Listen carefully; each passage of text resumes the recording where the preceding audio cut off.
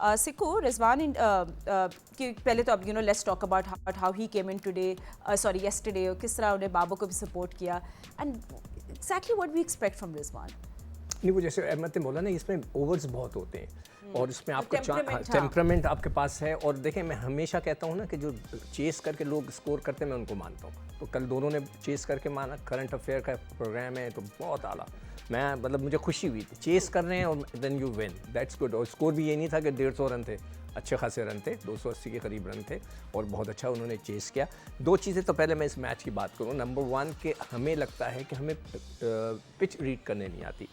हम extra spinner क्यों खिला रहे हैं? मुझे ऐसा लग रहा है बार बार ये नज़ला जो है इब्रार पे क्यों गिराया जा रहा है। कहीं ऐसा तो नहीं कि जो कोच हैं वो किसी लेग स्पिनर के इंतज़ार में हैं कि उनकी जगह बनी रहे। तो भाई आप 2 स्पिनर खिला लें। मगर मुझे जो उनका मूड लगता है कि वो ऑलराउंडर्स पे बिलीव करते हैं। वो चाहते हैं कि 8वें नंबर पे भी एक बैट्समैन हो और ऑलराउंडर हो, तो फिर वो आ जाएगा शादाब और आपके पास नीचे एक बॉलर होगा, आपके पास स्पिनर्स आ जाएंगे, 2 पेसर हो जाएंगे, आपकी टीम मुकम्मल हो जाती है।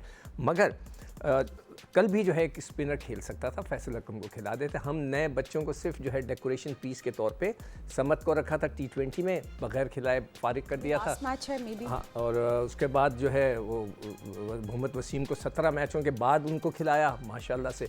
फिर उस्मान तारिक को फिर आखिरी में एक मैच दे दिया। तो वो डेकोरेशन पीसेस हैं ये बेचारे लड़के।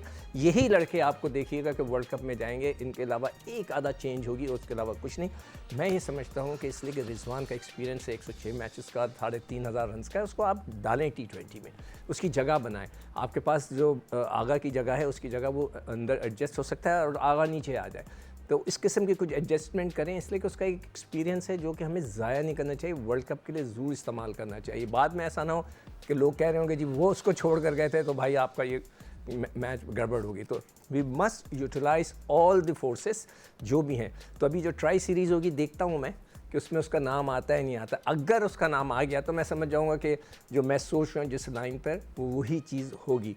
तो देखते हैं कि कल होता है नहीं होता। और जो फास्ट बॉलिंग की आपने बात की, कल बहुत ही पैथेटिक बॉलिंग की है दोनों ने नए गेंद से।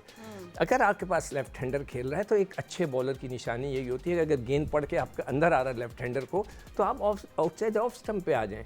ये तो क्वालिटी होती है बॉलर की। और क्या होती है, बॉलर का काम ही यही होता है कि अगर कोई गेंद इधर पड़ के बाहर जा रही है तो उसको ऑफ साइड से अंदर लेकर आए ना। तो ये उसकी क्वालिटी होती है। लाके उधर गेंद करते तो वो गेंद वहाँ से अंदर आता या वहीं से बाहर निकल जाता, एंगल बन जाता। मगर वो नहीं कर सके। तो आई एम वेरी बहुत ज़्यादा मैं डिसअपॉइंटेड हूँ नसीम शाह से, इसलिए कि उनकी बॉलिंग में वो बात ही नहीं नज़र आ रही, वो क्वालिटी नज़र नहीं आ रही। जो कैरेबियन लीग खेल कर आए थे तो बहुत इंप्रूवमेंट आ गई थी। I am very sorry. मुझे तो वो ओवरऑल हाँ बिल्कुल उनकी बॉलिंग तो बिल्कुल वो देखिए हमारे पास चॉइसेस है ना, वसीम भी मौजूद है, नीचे हारिस भी है, आपके पास शाहीन भी है। तो इसलिए मुझे लगता है कि उसकी शायद जगह ना बन सके और उन्होंने अच्छी गेंदें नहीं की है। T20 के अंदर हो सकता है उन्हें कुट पड़ जाए जिस तरह की वो लेंथ पे गेंद कर रहे हैं। तो वसीम ठीक है, उन्होंने इतनी मज़ेदार गेंद भी नहीं की। असूलन कल वसीम से नया गेंद कराना चाहिए था। हारिस नहीं पसंद करते नया गेंद करना, वो थोड़ा से शर्माते हैं नया गेंद करने से, तो उनको होल्ड कर लेते, वसीम से ट्राई कर लेते। यू नेवर नो, उनका गेंद ज़्यादा अच्छा होता। पिछले मैच में आपने देखा होगा वो लेफ्ट हैंडर को बड़े अच्छा गेंद कर रहे थे, बाहर निकाल रहे थे। तो हाँ, तो वो चीज़ हो जाती तो हमें एक अच्छा नया बॉल का बॉलर मिल जाता। हमें पता तो चले कि हमारे पास जो बॉलर्स हैं किस ऑप्शन में। आप उनको एक ही बॉलर पे अगर स्टिक कर जाएं एक प्लेयर के पर, भाई ये यही होगा, ओपन भी यही करेगा, मिडिल ऑर्डर में इसके अलावा कोई नहीं है, तो फिर आप तरक्की नहीं कर सकते। सही है। सो अहमद, अब देखिए, good thing, I think Pakistan should go for the kill, they should win the series 3-0, but at a risk of what do you think Pakistan थोड़ा सा रिस्की चेंजेस लेना चाहिए उन लोगों को? Do you see other players coming in to play tomorrow? I mean of course Shaheen को तो हम देख लेंगे होपफुली। नहीं नहीं, क्या रिस्की, मतलब रिस्की इसमें क्या हो गया है? मतलब आपको पूरी सीरीज ही यंगस्टर्स को खिलानी चाहिए थी। असूलन वो अगर तो आप खैर बात अब नहीं करें हुआ। कि आपके जो सारे प्लेयर्स हैं, ये सारे जो भी अपने यंगस्टर्स खिलाए थे, ये सारी मुश्किल कंडीशन में खिलाए जिन्होंने मैचेस जितवाए हैं। आपको, आपने प्लेयर्स को उनके नंबर पे नहीं खिलाया, उसके बाद आपने उनको बाहर कर दिया। तो इसमें रिस्की तो कुछ नहीं था, लेकिन वो नहीं खिलाएंगे।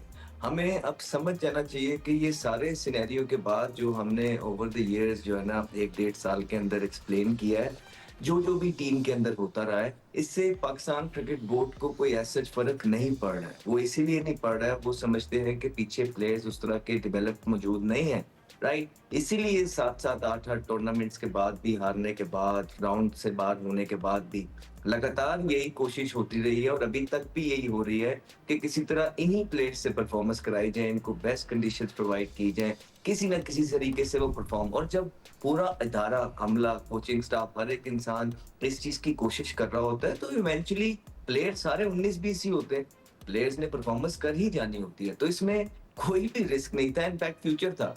और ठीक है, अगर आपने नहीं खिलाना है, यंगस्टर्स को नहीं खिलाना है, डेवलप करना है, और ये श्रीलंका की जो बॉलिंग आई हुई 50 ओवर के, इसी से हल्ला गुल्ला मचाना है, तो आप रिजवान को भी ठीक कह रहे हैं सिक्कू भाई, वापस ले आए T20 के अंदर। आपने फिर उसको क्यों छोड़ दिया अकेला? आप उसको भी वापस लेके आए, वो भी फिर एक्सपीरियंस है, वो भी कोई अच्छा प्लेयर है, कीपर तो वैसे ही वो ठीक है। तो फिर जरूरत नहीं है आपको किसी यंगस्टर्स की तरफ जाने की। अगर होती तो अभी तक बहुत ज्यादा हमें चीजें नजर आ गई होती, लेकिन अभी तक जो चीजें या जो प्लानिंग नजर आ रही है वो यही नजर आ रही है कि इन्हीं प्लेयर्स के साथ जो है नोवा इवेंट खेलने भी पाकिस्तान जरूर चाहेगा। And all we can do is just wish them all the best, क्योंकि हमारा काम हम जबरदस्ती नहीं कर सकते।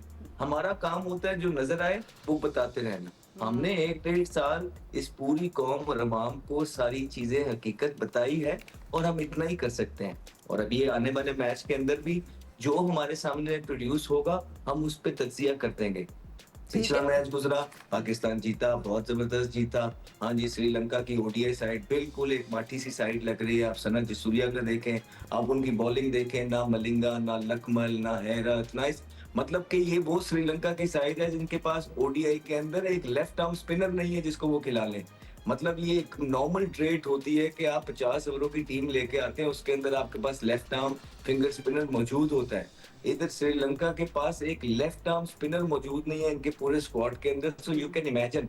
और फिर श्रीलंका के ये हालात थे कि वो खुद सर्कल के अंदर बॉलिंग करने आ गया, जो कि कभी कभार बॉलिंग करते होते हैं। फिर उनके जो मेन बॉलर थे उनकी इतनी पिटाई हुई जिसके बाद उसको अपने नॉन रेगुलर बॉलर लेके आने पड़े नीचे, और गीले बॉल के साथ फ्लैट पिच के पास नॉन रेगुलर बॉलर, जहां सिंगल रुक नहीं रहा और सिंगल ही चाहिए था। जिस तरह राशिद भाई ने कहा कि पहले 10 ओवरों के अंदर काम तमाम हो गया हुआ था, रन रेट कंट्रोल में आ गया हुआ था, उसके बाद आपको क्या चाहिए था? सिंगल है।